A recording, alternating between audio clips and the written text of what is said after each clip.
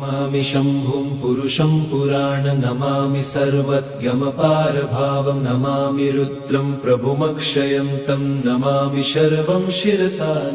नमामि देवं परमव्ययम् उमापतिं लोकगुरुं नमामि दारिद्र्यविदारणं नमामि रोगापहरणं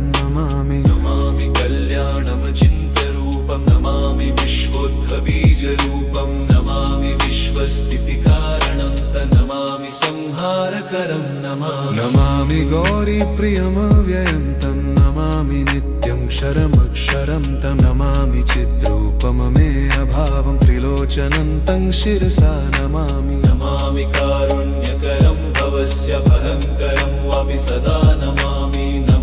दातारं दीप्सितानं नमामि सोमेशमुमेशमादमामि वेदत्रयलोचनं तं नमामि मूर्तित्रयवर्जितं तं नमामि पुण्यं सदसद्व्यातितं नमामि तं पापहरं नमामि विश्वसहितेररद्द नमामि रूपाणि बहुनि धत्ते यो विश्वगोप्ता सदसत्प्रणेत नमामि तं विश्वपतिं नमामि यज्ञेश्वरं सम्प्रति हव्यकव्यं तथागतिं लोकसदाशिवो यः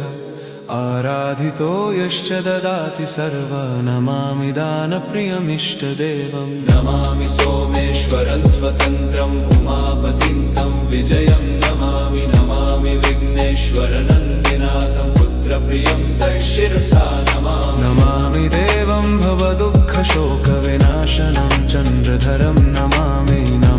गङ्गाधरमीशमीड्यमुमाधदं देववरं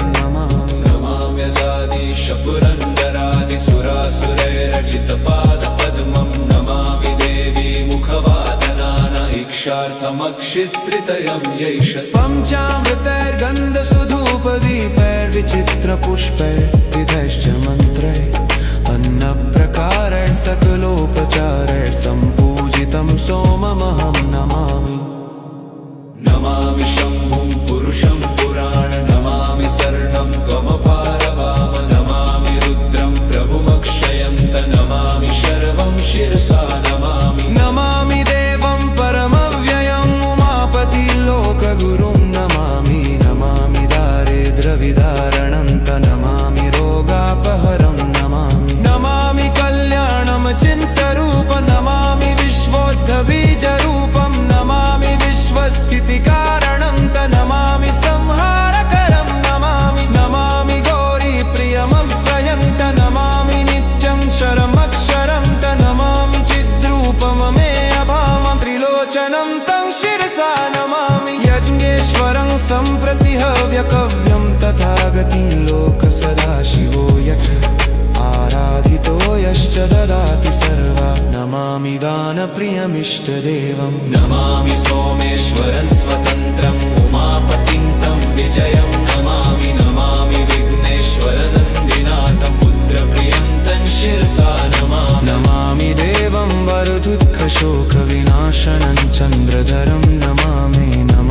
गङ्गाधरमीशमीर्यमुमाददं देगवरं नमामि कल्याणमचिन्त्यरूपं नमामि विश्वोद्भवीजरूपं नमामि विश्वस्थितिकारणं नमामि संहारकरं नमामि गौरीप्रियमव्ययं नमामि नित्यं क्षरमक्षरं नमामि चिद्रूपममीयभावं त्रिलोचनं तं शिरसा नमामि शन्नेश्वर सम्प्रति हव्यकवं ततिं कतिं लोकसदाशिवो यः आराधितो यश्च ददाति सर्वा नमामि दानप्रियमिष्टदेवं नमामि सोमेश्वर